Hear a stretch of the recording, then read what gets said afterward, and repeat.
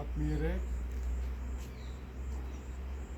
ಕ್ರೈಸ್ತ ಧರ್ಮಸಭೆಯಲ್ಲಿ ನಾವು ಈ ತಪಸ್ಸು ಕಾಲವನ್ನು ಆಚರಿಸ್ತೇವೆ. ಗುಡ್ ಫ್ರೈಡೇ ಹಾಗೂ ಈಸ್ಟರ್ ಹಬ್ಬದ ಪ್ರಯುಕ್ತ 40 ದಿನಗಳ ಆಧ್ಯಾತ್ಮಿಕ ತಯಾರಿಕೆಯನ್ನು ಮಾಡ್ತೇವೆ. ಉಪವಾಸ ಪ್ರಾರ್ಥನೆ, ದಾನ ಧರ್ಮಗಳ ಮುಖಾಂತರ ನಮ್ಮನ್ನೇ ನಾವು ಪ್ರಭುವಿನ ಈ ಯಾತನೆಯಲ್ಲಿ ಮರಣದಲ್ಲಿ ಪಾಲ್ಗೊಳ್ಳಲು ಹಾಗೂ ಅವರ ಪುನರುತ್ಥಾನದಲ್ಲಿ ಕೂಡ ಈ ಹಬ್ಬವನ್ನು ಆಚರಿಸಲು ನಾವು ಈ ಒಂದು ಸಿದ್ಧತೆಯನ್ನು ಮಾಡ್ತಾ ಇದ್ದೇವೆ. ಈ ಒಂದು ಪುಟ್ಟ ದೇವಾಲಯದಲ್ಲಿ ಈ ಭಕ್ತಾದಿಗಳು ಒಟ್ಟು ಸೇರಿ ನಾವು ಕೂಡ ಆಧ್ಯಾತ್ಮಿಕವಾಗಿ ಪ್ರಭುವಿನ ಈ ಹಬ್ಬವನ್ನು ಆಚರಿಸಲು ನಾವು ತಯಾರು ಮಾಡಿಕೊಳ್ಳುತ್ತಾ, ಈ ಒಂದು ಹಬ್ಬ ವಿಶೇಷವಾಗಿ ನಮ್ಮನ್ನೇ ನಾವು ಆಧ್ಯಾತ್ಮಿಕವಾಗಿ ಸಿದ್ಧ ಮಾಡಿಕೊಂಡು ಪರರಿಗಾಗಿ ಪ್ರಾರ್ಥಿಸಲು, ಪರರ ಕಷ್ಟ ನೋವುಗಳಿಗೆ ಸ್ಪಂದಿಸಲು ಉಪವಾಸ, ಪ್ರಾರ್ಥನೆ, ದಾನ ಧರ್ಮದಂತೆ ಈ ಒಂದು ಕಾರ್ಯಗಳನ್ನು ನಾವು ಕೈಗೊಳ್ಳುತ್ತಾ ಧರ್ಮಸಭೆಗೆ ನಮ್ಮ ನಿಷ್ಠೆಯನ್ನು, ಪ್ರಭು ಯೇಸುವಿಗೆ ನಮ್ಮ ಕೋರಿಕೆ ಬೇಡಿಕೆಗಳನ್ನು ಇಟ್ಟು ಪ್ರಾರ್ಥಿಸುವಂತಹ ದಿನಗಳಾಗಿವೆ. ಆದ್ದರಿಂದ ನಾವು ಈ ದೇವರ ಒಟ್ಟು ಸೇರಿ ಈ ಪ್ರಾರ್ಥನೆಯನ್ನು ನಾವು ಮಾಡ್ತಾ ಇದ್ದೇವೆ. ಜಗತ್ತಿಗಾಗಿ, ವಿಶ್ವಕ್ಕಾಗಿ, ವಿಶ್ವದ ಶಾಂತಿಗಾಗಿ, ಯುದ್ಧಗಳ ಸಮಯದಲ್ಲಿ ಇಡೀ ವಿಶ್ವಕ್ಕೆ ಪ್ರಭು ಯೇಸು ಶಾಂತಿ ಅನುಗ್ರಹಿಸಲಿ, ಈ ಯುದ್ಧಗಳು ನಿಲ್ಲಲಿ ಎಂದು ನಾವು ನಮ್ಮ ಉಪವಾಸ ಪ್ರಾರ್ಥನೆ ಮುಖಾಂತರ ಆ ಜನರನ್ನು ಸ್ಮರಿಸಿ ವಿಶ್ವಶಾಂತಿಗಾಗಿ ವಿಶೇಷವಾಗಿ ಈ ವರ್ಷ ನಾವು ಈ ಆಚರಣೆಯನ್ನು ಮಾಡ್ತಾ ಇದ್ದೇವೆ. ಇದೆಲ್ಲ ನಾವು ಒಟ್ಟು ಸೇರಿ ಹಲವಾರು ದೇವಾಲಯಗಳಲ್ಲಿ, ಚರ್ಚುಗಳಲ್ಲಿ ಇಂಥ ಒಂದು ಕಾರ್ಯಕ್ರಮವನ್ನು ಇಡೀ ಕರ್ನಾಟಕದಾದ್ಯಂತ, ದೇಶದಾದ್ಯಂತ ಜನರು ಆಚರಿಸ್ತಾರೆ. ಹೇಗೆ ಮುಸ್ಲಿಂ ಸಮುದಾಯ ಕೂಡ ಈ ಒಂದು ರಂಜಾನ್ ಸಮಯದಲ್ಲಿ ಆಚರಿಸ್ತದೋ ಹಾಗೆ ನಾವು ಪ್ರತಿ ವರ್ಷ ಈ ಒಂದು ಆಚರಣೆಯನ್ನು ಮಾಡ್ತಾ ಬರ್ತಿದ್ದೇವೆ. ವಿಶೇಷವಾಗಿ ಈ ವರ್ಷ ನಾವು ವಿಶ್ವಕ್ಕಾಗಿ, ಶಾಂತಿಗಾಗಿ ಪ್ರಾರ್ಥಿಸುವ ದಿನವನ್ನಾಗಿ ನಾವು ಮಾಡ್ತಾ ಇದ್ದೇವೆ. ಆದ್ದರಿಂದ ನಾವು ಈ ಸಂದರ್ಭದಲ್ಲಿ ನಮ್ಮ ವಿಶ್ವಾಸವಂತ ನಮ್ಮ ದೇವರನ್ನು ನಂಬಿ ಅವರ ಮುಖಾಂತರ ಈ ವಿಶ್ವಕ್ಕೆ ಮರುಶಾಂತಿಯನ್ನು ನೀಡಲಿ. ವಿಶ್ವವು ಕೂಡ, ಪ್ರತಿಯೊಬ್ಬರು ಕೂಡ ಈ ನೋವು ಸಾವಿನಿಂದ ಹೊರಬರಲಿ. ಶಾಂತಿಯ ಸಂಕೇತವಾದಂತಹ ಕ್ರಿಸ್ತರ ಸಾಮ್ರಾಜ್ಯ ಈ ಜಗತ್ತಿನಲ್ಲಿ ಹಬ್ಬಿ ಹರಡಲಿ ಎಂದು ನಾವು ಪ್ರಾರ್ಥಿಸುತ್ತಾ ಈ ಒಂದು ಕಾರ್ಯಕ್ರಮದ ಶುಭವನ್ನು ಕೋರುತ್ತಾ ನನ್ನ ಮಾತುಗಳನ್ನು ಮುಗಿಸ್ತೇನೆ. ಜೈ ಯೇಸು ಕ್ರಿಸ್ತ.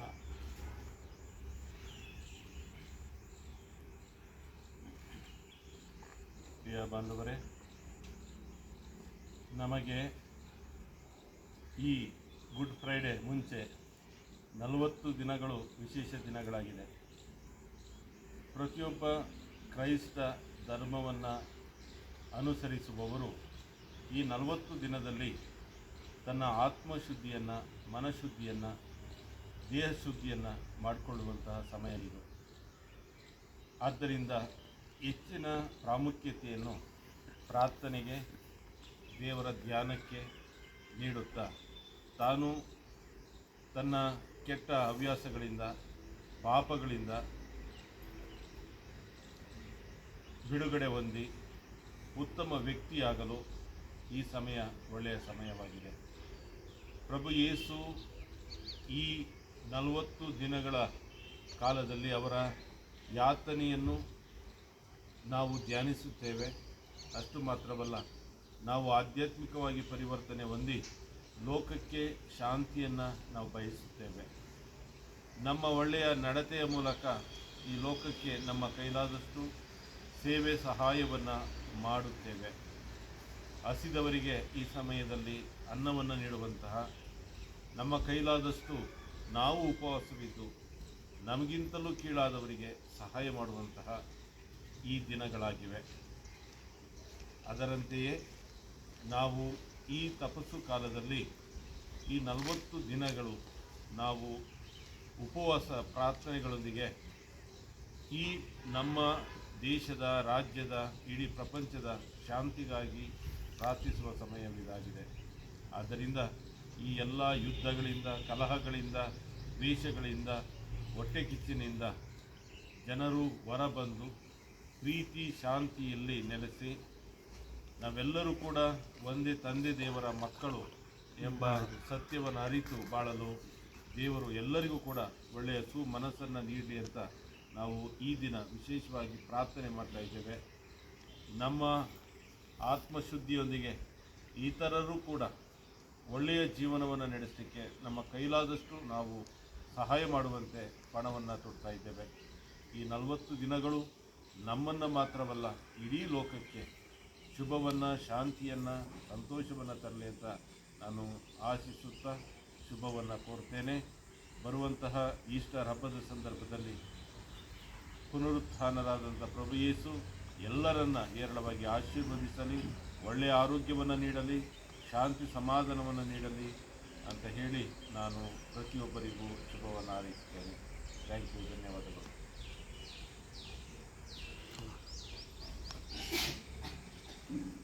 ಕ್ರೈಸ್ತ ಬಾಂಧವರಿಗೆ ಗುಡ್ ಫ್ರೈಡೇ ಮತ್ತು ಈಸ್ಟರ್ ಇದು ಅತ್ಯಂತ ಮುಖ್ಯವಾದಂತಹ ಆಚರಣೆಗಳಾಗಿವೆ. ಯೇಸು ಸ್ವಾಮಿ ಸುಮಾರು 40 ದಿನಗಳ ಕಾಲ ನಮಗಾಗಿ ಕಷ್ಟವನ್ನು ಅನುಭವಿಸ್ತಾರೆ, ಯಾತನೆಯನ್ನು ಅನುಭವಿಸ್ತಾರೆ. ಕೊನೆಗೆ ನಮ್ಮೆಲ್ಲರ ಪಾಪಗಳಿಗಾಗಿ ಶಿಲುಬೆ ಮೇಲೆ ಪ್ರಾಣತ್ಯಾಗ ಮಾಡಿ 3ನೇ ದಿನ ಮೃತ್ಯುಂಜಯರಾಗ್ತಾರೆ. ಮೃತ್ಯುಂಜಯರಾದಂಥ ಪ್ರಭು ಯೇಸು ಸ್ವಾಮಿ ಪ್ರಪ್ರಥಮವಾಗಿ ಶಿಷ್ಯರಿಗೆ ಕಾಣಿಸಿಕೊಂಡಾಗ ನುಡಿದಂತಹ ಮಾತು ಶಾಂತಿ ನಿಮ್ಮೊಡನೆ ಇರಲಿ ಎಂಬುದಾಗಿ. ಇಂದು ಅತಿ ಮುಖ್ಯವಾಗಿ ಬೇಕಾಗಿರುವುದು ಮನುಷ್ಯನಿಗೆ ಶಾಂತಿ. ಇತ್ತೀಚಿನ ದಿನಗಳಲ್ಲಿ ನಾವು ನೋಡ್ತಾ ಇದ್ದೀವಿ, ನಮ್ಮ ಹೊರ ರಾಷ್ಟ್ರಗಳಲ್ಲಿ ಯುದ್ಧ ಪ್ರಾರಂಭವಾಗಿ ಅನೇಕ ಜನರು ಪ್ರಾಣವನ್ನು ಕಳೆದುಕೊಂಡಿದ್ದಾರೆ. ಅದೇ ರೀತಿ ಮನೆ ಮಠಗಳನ್ನು ಕಳೆದುಕೊಂಡಿದ್ದಾರೆ, ತುಂಬ ದುಃಖದಲ್ಲಿದ್ದಾರೆ.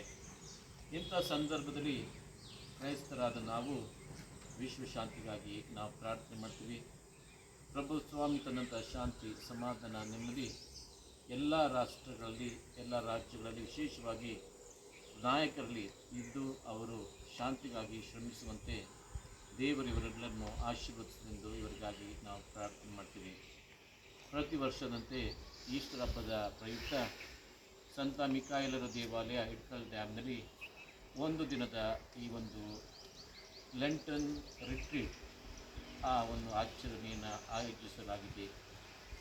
ಈ ಲೆಂಟನ್ ರಿಟ್ರೀಟನ್ನು ನಡೆಸಿಕೊಳ್ಳಲಿಕ್ಕೆ ಚಿಕ್ಕಮಗಳೂರಿನ ಧರ್ಮಕ್ಷೇತ್ರದಿಂದ ವಂದನೀಯ ಫಾದರ್ ಡೇವಿಡ್ ಎ ಮತ್ತು ಆಂಟೋನಿ ರಾಜ್ರವರು ಇಲ್ಲಿಗೆ ಆಗಮಿಸಿ ಬೆಳಗ್ಗೆ 9 ಗಂಟೆಯಿಂದ ಸಾಯಂಕಾಲ 5 ಗಂಟೆಯ ತನಕ ಎಲ್ಲ ಕ್ರೈಸ್ತ ಬಾಂಧವರಿಗೆ ಪ್ರೀತಿ, ಶಾಂತಿ, ವಿಶ್ವಾಸ, ವಿಧೇಯತೆ, ಕ್ಷಮೆ ಈ ಮೌಲ್ಯಗಳ ಬಗ್ಗೆ ಉಪನ್ಯಾಸವನ್ನು ನೀಡಿರುತ್ತಾರೆ.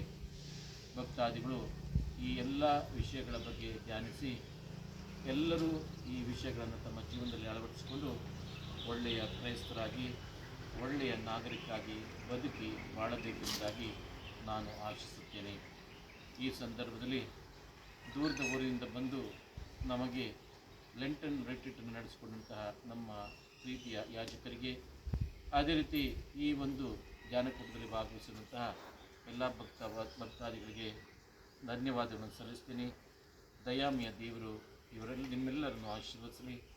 ಇದೇ ರೀತಿಯ ಪ್ರೀತಿ, ವಿಶ್ವಾಸ ಸದಾ ನಮ್ಮಲ್ಲಿದ್ದು ನಾವು ಯಾವಾಗಲೂ ಪ್ರಾರ್ಥನೆ, ಉಪವಾಸ ಮತ್ತು ದಾನ ಧರ್ಮದ ಮೂಲಕ ದೇವರ ಆಶೀರ್ವಾದವನ್ನು ಪಡೆದುಕೊಂಡು ಒಳ್ಳೆಯ ಬದುಕನ್ನು ನಡೆಸಬೇಕಾದ ಎಲ್ಲ ವರಗಳನ್ನು ದಯಾಮಯ ದೇವರು ನಮಗೆ ಕರುಣಿಸಲು ಬೇಡಿಕೊಳ್ಳುತ್ತಾ, ಬರಲಿರುವಂಥ ಗುಡ್ ಫ್ರೈಡೇ ಹಾಗೂ ಈಸ್ಟರ್ ಹಬ್ಬ ನಮ್ಮ ಕುಟುಂಬಗಳಿಗೆ ಶಾಂತಿ, ಸಮಾಧಾನ, ನೆಮ್ಮದಿಯನ್ನು ತರಲಿ. ಮೃತ್ಯುಂಜಯರಾದ ಪ್ರಭು ಯೇಸು ಸ್ವಾಮಿ ತನ್ನಂಥ ಶಾಂತಿ ಯಾವಾಗಲೂ ನಮ್ಮೆಲ್ಲರಿಗಿದ್ದು ನಾವೆಲ್ಲರೂ ಒಳ್ಳೆಯ ಕ್ರೈಸ್ತರಾಗಿ, ಒಳ್ಳೆಯ ನಾಗರಿಕರಾಗಿ ಬದುಕಲು ಬಾಳಬೇಕಾದ ವರಗಳನ್ನು ದಯಾಮಯ ದೇವರು ನಮಗೆ ದಯಪಾಲಿಸಿ ಎಂದು ಪ್ರಾರ್ಥಿಸುತ್ತಾ, ಮತ್ತೊಮ್ಮೆ ಈ ಒಂದು ದಿನವನ್ನು ಕೊಟ್ಟಂಥ ದೇವರು ಕೃತಜ್ಞತೆ ಸಲ್ಲಿಸುತ್ತಾ, ನಾವೆಲ್ಲರೂ ಇದೇ ರೀತಿ ಒಗ್ಗಟ್ಟಿನಿಂದ ಪ್ರೀತಿ ವಿಶ್ವಾಸ ಬದುಕೋಣ, ಬಾಳೋಣ ಎಂದು ಆರೈಸುತ್ತಾ ನನ್ನ 2 ಮಾತೃತ್ವ ವಚನಗಳನ್ನು ಮುಗಿಸ್ತೇನೆ. ಜೈ ಕ್ರೈಸ್ತ, ಜೈ ಭಾರತ.